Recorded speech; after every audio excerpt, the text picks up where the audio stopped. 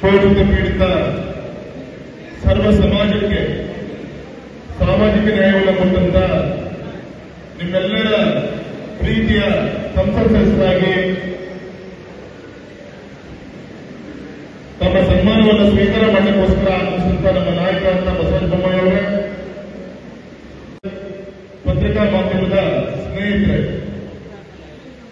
ವಿಕಸಿತ ಭಾರತ ಆಗಬೇಕು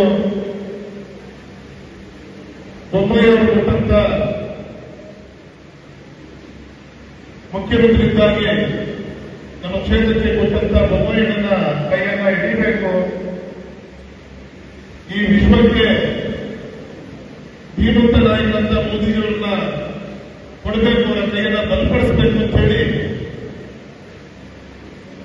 ಹೋದ ಬಾರಿಯ ವಿಧಾನಸಭಾ ಚುನಾವಣೆಯಲ್ಲಿ 15,000 ಮತಗಳು ಇದ್ದಿದ್ರೂ ಕೂಡ ಅದನ್ನ ಹೊಡೆದಾಕಿ ಸುಮಾರು 18,000 ಮತಗಳನ್ನು ಕೊಟ್ಟಂತ ನಮ್ಮ ಹಿರೇಕೆರೂರು ಅಭಿವೃದ್ಧಿಯ ಕಾರ್ಯಕರ್ತರಿಗೆ ವ್ಯಕ್ತಿಪರವಾಗಿ ಹೃತ್ಪೂರ್ವಕವಾಗಿ ಅಭಿನಂದನೆಯನ್ನು ತಿಳಿಸುತ್ತೀನಿ.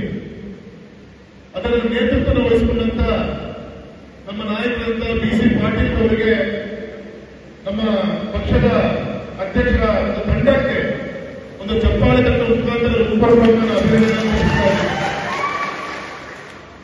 ಈ ಕಾಂಗ್ರೆಸ್ಸಿನ ಗ್ಯಾರಂಟಿ ನಮ್ಮ ತಾಯಂದಿರು ಬಿಜೆಪಿಯ ವೋಟ್ ಬ್ಯಾಂಕ್, ಬಿಜೆಪಿಗೆ ವೋಟ್ ಹಾಕಲ್ಲ ಅಂತ ಹೇಳಿ ಚರ್ಚೆಗಳು ನಡೀತಾ ಇತ್ತು. ಆದರೆ ನಮ್ಮ ಹಿರೇಕರು ಕಟ್ಟೇಳಿ ತಾಲೂಕಿನಲ್ಲಿ ನಮ್ಮ ತಾಯಂದಿರು ಮಹಿಳಾ ಮೋರ್ಚಾದ ವತಿಯಿಂದ ನೂರಾರು ಸಭೆಗಳನ್ನು ಮಾಡಿ, ನೀವು ಕೊಡ್ತಿರುವಂತ ಮತ ದೇಶಕ್ಕೋಸ್ಕರ, ನೀವು ಕೊಡ್ತಿರುವಂತ ಮತ ಬೊಮ್ಮಾಯಿ ಅವರಿಗೋಸ್ಕರ, ನೀವು ಕೊಡ್ತಿರುವಂತ ಮತ ಸನ್ಮಾನಿಸಿದ ಬಿಸಿ ಪಾಟೀಲ್ಗೆ ಅಂತ ಹೇಳಿ ಮಹಿಳಾ ಮೋರ್ಚಾಕ್ಕೆ ಎಲ್ಲ ತಾಯಂದರಿಗೆ ನಾನು ಅಭಿನಂದನೆಯನ್ನು ತಿಳಿಸ್ತಾ ಇದ್ದೀನಿ. ಯಶಸ್ವಿಯಾದಂತ ಕಾರ್ಯಕ್ರಮವನ್ನು ಸಂಘಟನೆಯ ಚೌಕಟ್ಟಲ್ಲಿ ಚುನಾವಣೆಯನ್ನ ಮಾಡಿದ್ರಿ. ನಮ್ಮ ಹಿರೇಕೆರೂರು ತಾಲೂಕಿಗೆ, ನಮ್ಮ ಹಾವೇರಿ ಜಿಲ್ಲೆಗೆ ಒಂದು ಆನೆಬಲ ಬಂದಂತಾಗಿದೆ. ಒಬ್ಬ ನಿಕಟಪೂರ್ವ ಮುಖ್ಯಮಂತ್ರಿಗಳಾದಂಥದ್ದು ಸನ್ಮಾನಿಸಿದ ಬೊಮ್ಮಾಯಿಯನ್ನ ಅವರಿಗೆ ಚುನಾವಣೆ ಸ್ಪರ್ಧೆ ಮಾಡುವಂತ ಅಪೇಕ್ಷೆ ಇದ್ದಿದ್ದಿಲ್ಲ. ಆದರೆ ಹಾವೇರಿ ಕ್ಷೇತ್ರ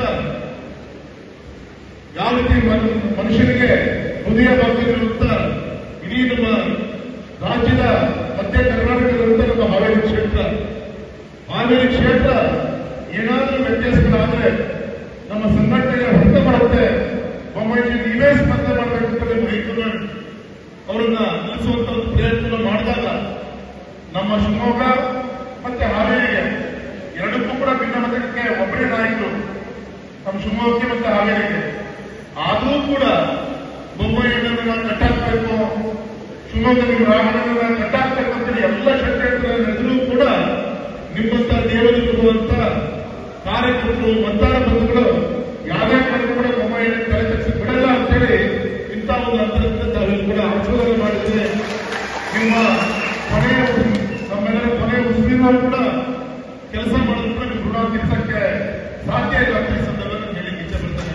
ಏನೇನು ಯೋಜನೆಗಳನ್ನ ತರಬೇಕು, ಏನೇನು ದ್ರೋಹವನ್ನು ನಮಗೆ ಮಾಡಿದ್ದಾರೆ.